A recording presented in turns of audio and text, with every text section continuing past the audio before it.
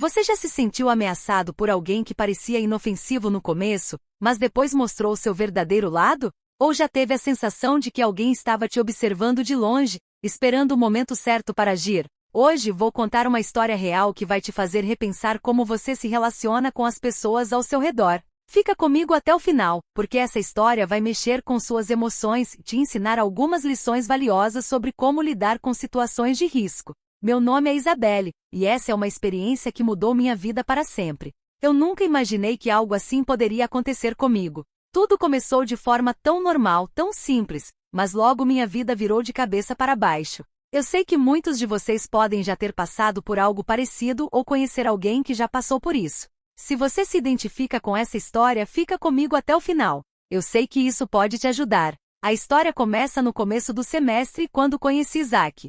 Ele era um colega de classe, nada muito especial à primeira vista. Ele parecia ser apenas mais um estudante tentando passar nas matérias, assim como eu. A princípio, ele era muito simpático, sempre disposto a ajudar. Eu até comecei a achar legal que ele estivesse tão interessado em colaborar durante as aulas.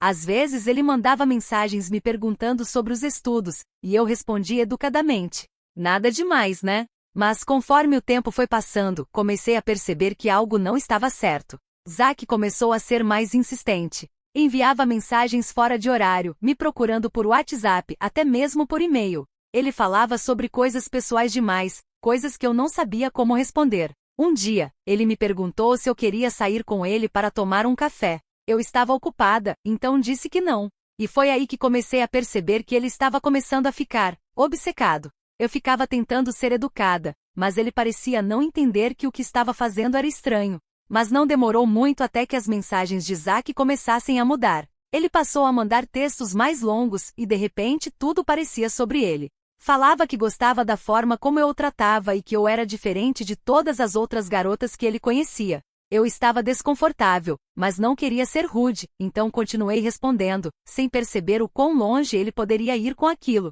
Uma tarde, ele me mandou uma mensagem que simplesmente me congelou. Ele dizia: "Eu sempre soube que você ia ser minha." Quando li isso, meu estômago revirou. Eu não sabia o que pensar. Ele estava começando a ultrapassar os limites da amizade, mas eu ainda achava que era só uma fase. Achei que talvez fosse coisa da minha cabeça, mas já estava começando a ficar preocupada.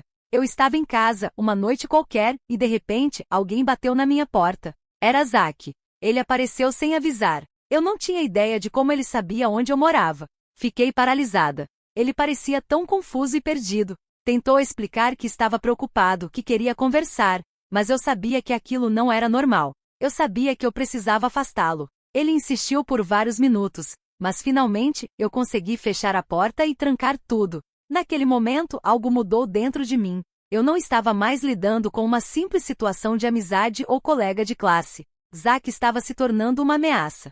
Ele não queria ouvir um não. Ele não estava respeitando os meus limites. E isso era só o começo. No dia seguinte, as mensagens se intensificaram. Isaac mandou um texto dizendo que estava me observando. Ele escreveu: "Você pode me ignorar, mas eu nunca vou te esquecer. Eu vou ficar perto, e você vai ver." Eu fiquei em choque. Como ele sabia onde eu morava? Como ele estava conseguindo me encontrar assim tão facilmente? Nesse ponto já estava claro que algo muito errado estava acontecendo. Foi então que decidi tomar uma atitude mais séria. Eu sabia que precisava me proteger. Fui à delegacia e fiz um boletim de ocorrência. Eles até me recomendaram colocar câmeras de segurança em casa e ter mais cautela com minhas interações nas redes sociais. E foi nesse momento que eu entendi a seriedade da situação. Eu não estava lidando com um simples colega de classe. Isaac estava ultrapassando todos os limites. Algumas semanas depois, algo aconteceu que me fez lembrar de tudo. Ao voltar para casa após o trabalho, encontrei um envelope estranho na minha porta. Não havia remetente, apenas meu nome escrito com uma caligrafia que eu conhecia bem. Meu coração disparou. O que estava acontecendo? Eu já sabia quem tinha enviado. Abri o envelope e quando li a mensagem, um calafrio percorreu minha espinha. "Você achou que tinha se livrado de mim?"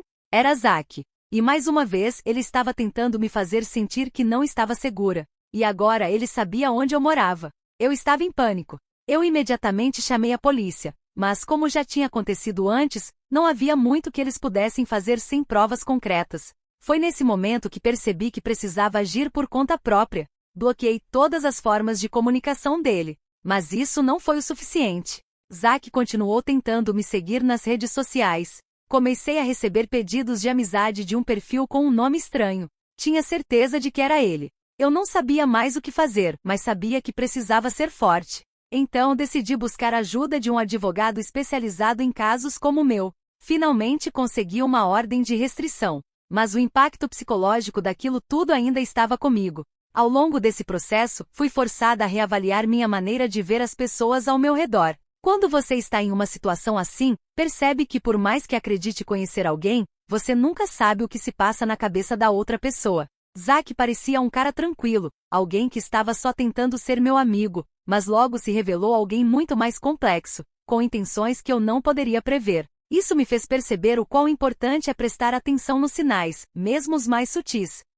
Esse tipo de situação também fez com que eu refletisse sobre como as pessoas se relacionam hoje em dia. Temos tantos meios de nos conectar, mas ao mesmo tempo, esses mesmos meios podem ser usados para manipulação e controle. Desde então tento manter uma distância saudável de certas interações, especialmente em um ambiente universitário ou profissional. Estar ciente de quem realmente está por trás de uma fachada virtual é crucial. E o impacto psicológico disso foi muito mais profundo do que eu imaginava. Durante meses eu acordava no meio da noite, ouvindo qualquer barulho estranho e imediatamente pensava que era ele. O trauma não é algo que você consegue simplesmente esquecer, mas a boa notícia é que, com o tempo, eu aprendi a lidar com esses sentimentos. A terapia foi fundamental nesse processo. Ao falar sobre o que aconteceu e ao trabalhar minhas emoções, percebi que o medo não poderia dominar minha vida para sempre. A cura não é linear, mas há uma grande diferença entre viver com medo e viver ciente da situação, preparada para lidar com ela. Eu não me via mais como vítima. Eu me via como alguém que sobreviveu a algo difícil e que havia saído mais forte por causa disso. Se você está assistindo a esse vídeo e se identificou com a minha história, ou se tem alguma preocupação semelhante, quero deixar algumas dicas de como se proteger. E eu sei que esse tipo de situação não é fácil de lidar sozinho, então, o primeiro passo é procurar ajuda, seja de amigos, familiares ou até profissionais. Nunca se sinta envergonhado por buscar suporte, por mais desconfortável que seja. Outra coisa importante é manter sempre a segurança digital em mente. Hoje em dia, nossos dados pessoais estão acessíveis de tantas maneiras, então, proteger suas redes sociais, contas bancárias e até mesmo seu número de telefone é essencial. Mude suas senhas regularmente, bloqueie quem não te faz sentir seguro, e se algo suspeito acontecer, procure as autoridades. Você tem o direito de se sentir seguro. Eu espero que essa história tenha te ajudado a refletir sobre a importância de se proteger e de confiar nos seus instintos. Às vezes pode parecer que estamos exagerando ou que estamos sendo dramáticos, mas a realidade é que a segurança emocional e física deve ser a nossa prioridade. Se você ainda não se inscreveu no canal, aproveite agora para fazer isso. Não se esqueça de deixar o seu like se gostou do vídeo e de ativar o sininho para receber mais conteúdos como esse. E claro, se você conhece alguém que está passando por algo semelhante, compartilhe esse vídeo com essa pessoa. Pode ser que isso a ajude a encontrar a força para se proteger. Eu agradeço por ter ficado comigo até o final, e espero que essa história tenha te dado um pouco mais de segurança e confiança. Até o próximo vídeo, pessoal. Cuide-se e lembre-se, nunca subestime seu instinto e sempre se coloque em primeiro lugar. Agora que você já conhece essa história, quero saber a sua opinião nos comentários. Já passou por algo parecido? Ou conhece alguém que passou? Compartilhe suas experiências com a gente, e vamos conversar sobre como podemos nos proteger ainda mais. Vou responder todos os comentários, então não deixe de me contar sua história.